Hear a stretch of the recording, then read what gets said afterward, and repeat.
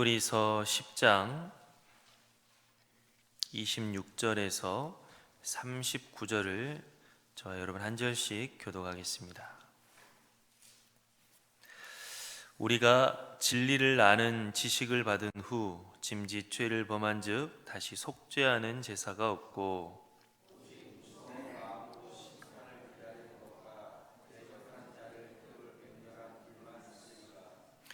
모세의 법을 폐한 자도 두세 증인으로 말미암아 불쌍히 여김을 받지 못하고 죽었거든.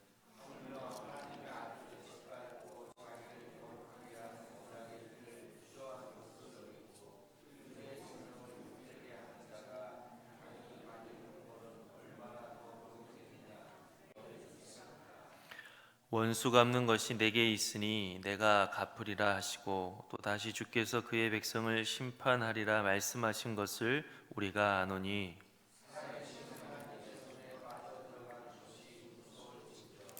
전날에 너희가 빛을 받은 후에 고난의 큰 싸움을 견디어낸 것을 생각하라.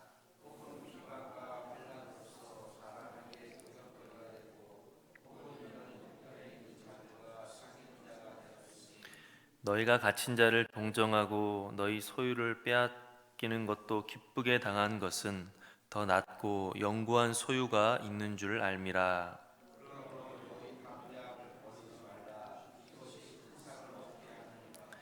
너희에게 인내가 필요함은 너희가 하나님의 뜻을 행한 후에 약속하신 것을 받기 위함이라.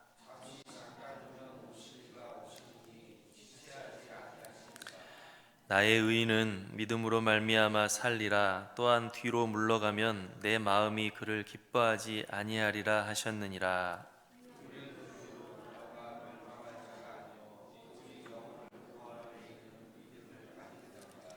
아멘. 히브리서는 예수님에 대한 믿음이 흔들리지 않도록 하기 위해서 예수님께서 어떤 분이시고 어떤 일을 하셨는지에 대해서 선포했습니다. 예수님은 어떤 분이십니까? 아버지와 함께 세상을 창조하신 하나님의 아들이시며 우리를 위한 대제사장이 되어주셨습니다. 예수님은 하나님의 아들이시지만 고난을 당하심으로 모든 사람을 구원하셨는데 거룩하고 죄가 없으신 자기 몸을 제물로 바쳐서 우리를 위한 완전한 속죄 제사를 드리셨습니다. 그렇기 때문에 예수 그리스도를 믿는 사람들은 모든 죄를 용서받을 수 있게 되었고 하나님의 은혜의 보좌 앞에 담대히 나아갈 수가 있게 되었습니다. 또 이렇게 히브리서는 믿음이 흔들리지 않도록 하기 위해서 만약 믿음을 버렸을 경우에 받게 될 무서운 심판에 대해서 경고했습니다.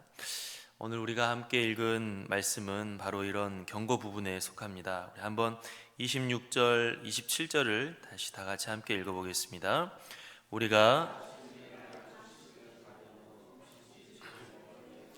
다시 속죄하는 제사가 없고 오직 무서운 마음으로 심판을 기다리는 것과 대적하는 자를 태울 맹렬한 불만 있으리라. 아멘. 여기서 진리를 아는 지식은 하나님께서 주신 예수 그리스도의 복음입니다. 하나님께서는 죄악되고 연약한 인간들을 긍휼히 여기셔서 어떻게든 구원하시기 위해서 하나님의 아들을 보내셨습니다.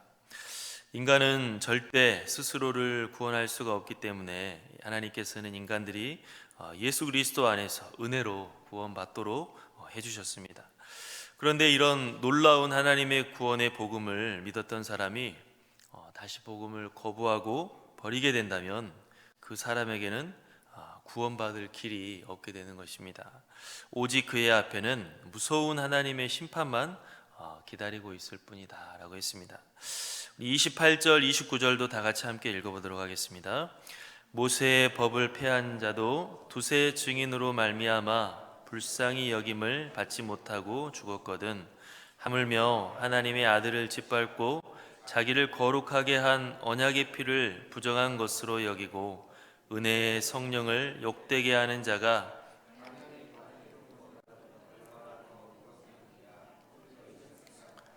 아멘.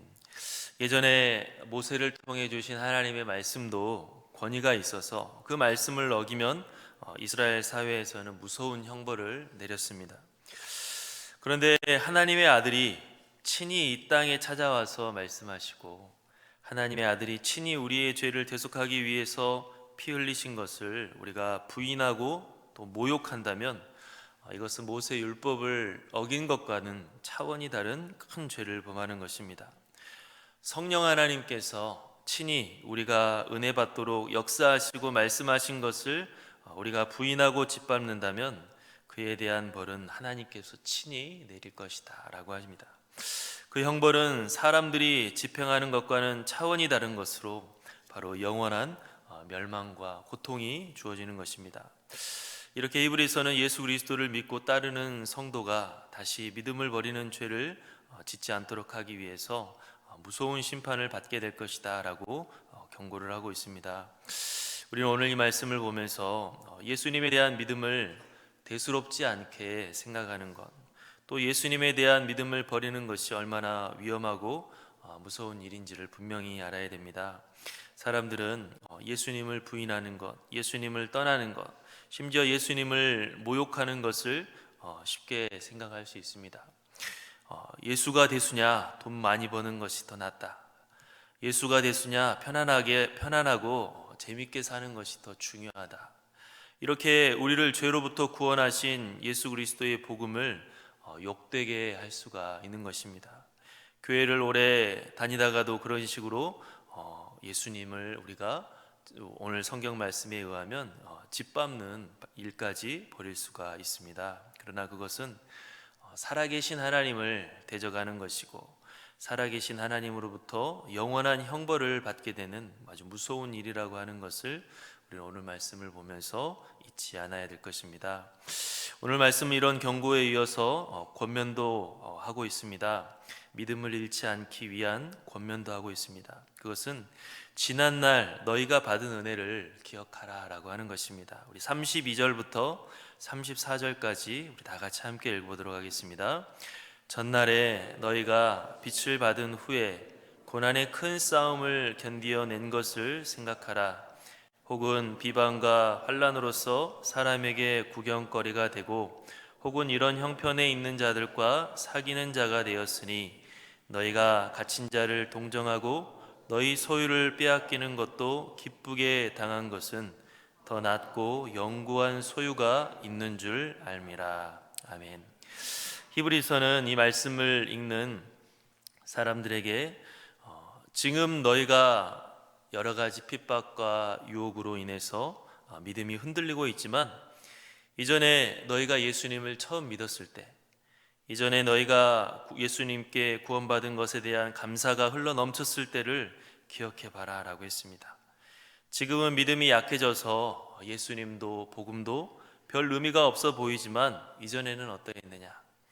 그때 너희는 고난의 큰 싸움을 잘 싸우지 않았느냐? 주를 위해 비방과 환난을 스스로도 당하고 또 환난당한 성도들을 너희들은 돕기도 했다.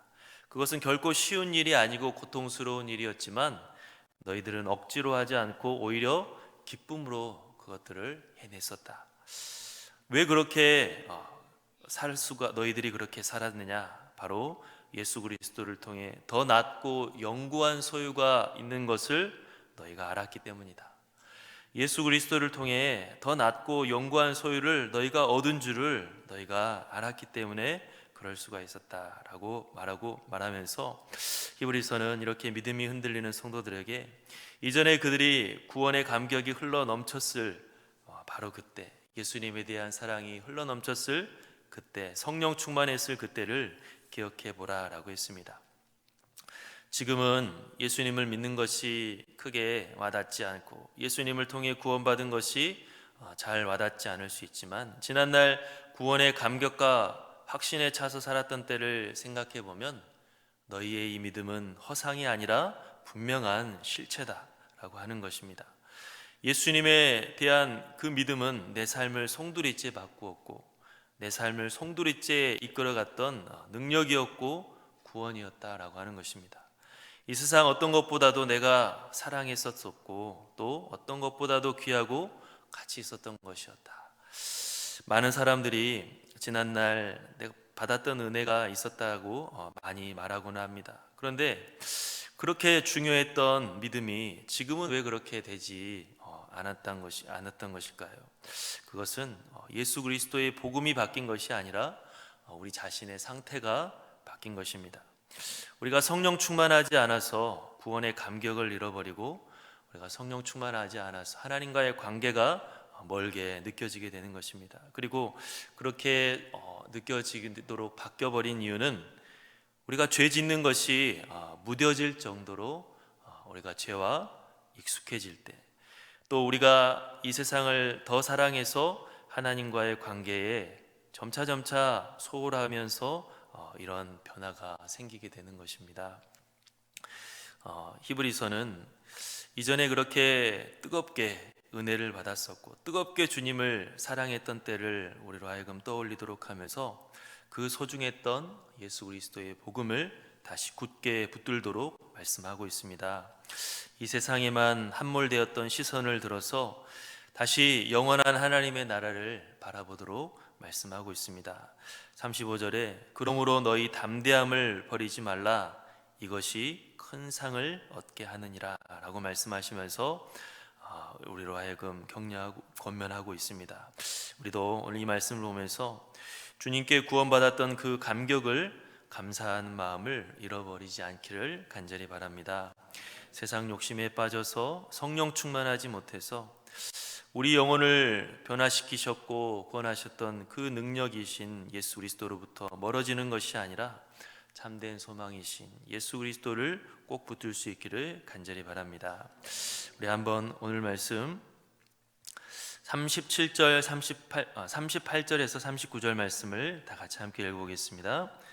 나의 의인은 믿음으로 말미암아 살리라. 또한 뒤로 물러가면 내 마음이 그를 기뻐하지 아니하리라 하셨느니라. 우리는 뒤로 물러가 멸망할 자가 아니요 오직 영혼을 구원함에 이르는 믿음을 가진 자니라. 아멘. 하나님의 놀라우신 은혜로 우리는 정말 우리의 모든 죄를 용서받고 영원한 하나님의 나라에 들어갈 수 있는 큰 은혜를 얻게 되었습니다. 이것은 우리의 힘으로 얻은 것이 아니라 하나님께서 우리에게 은혜로 믿음을 갖도록 해주신 것입니다. 그런데 이 놀라운 은혜의 가치를 우리가 이 세상의 욕심에 빠져서 우리가 이 세상의 것에만 바라보면서 이 놀라운 은혜의 가치를 잃어버리고 다시 뒤를 돌아본다고 한다면 구약성경의 롯의 아내처럼 우리가 멸망의 길로 간다라고 하는 것을 우리가 잊어서는 안 될 것입니다. 그래서 뒤를 돌아보면 믿음이 정체를 넘어 퇴화하는 것이 아니라 우리가 늘 믿음의 성장을 위하여 부단히 힘쓸 수 있는 저와 여러분들이 될 수 있기를 간절히 바랍니다. 함께 기도하겠습니다. 사랑의 하나님 아버지, 감사합니다. 오늘 또 이렇게 예배드리며 하루를 시작하게 하시니 참으로 감사합니다. 하나님, 우리가 뜨겁게 주님을 사랑하고 뜨겁게 주님을 따랐던 지난 날들을 우리가 뒤로하면서 지금은 우리의 믿음 생활이 정체되고 오히려 퇴화하고 있는 것은 아닌지를 이 시간 오늘 말씀을 통해 돌아봅니다. 하나님, 우리는 너무나 연약한 존재이고 또 이 세상에서 우리의 믿음을 흔들 죄악의 세력이 있기 때문에 우리의 믿음은 정말로 끝까지 부단하게 주님을 붙들고 나아가지 않는다면 뒤로 돌아설 수밖에 없는, 물러설 수밖에 없는 연약한 존재인 것을 잊지 않게 하시고 늘 성령 충만하기 위하여서 하나님과 가까이 하기 위하여서 힘쓸 수 있는 저희 모두가 다 되게 도와주시옵소서. 하나님께 받은 은혜가 너무나도 큽니다. 우리가 어떻게 영원한 하나님의 나라를 자신 있게 들어갈 수 있겠노라고 장담할 수가 있겠습니까? 그런데 이 받은 은혜를 우리가 잊어버리고 또 아버지 하나님이시여 세상에 함몰되어 살아가는 어리석은 사람들이 되지 않도록 성령께서 오늘 하루도 저희들을 견책하시고 인도하여 주시옵소서. 함께해 주실 줄로 믿사오며 예수님의 이름으로 기도하옵나이다. 아멘.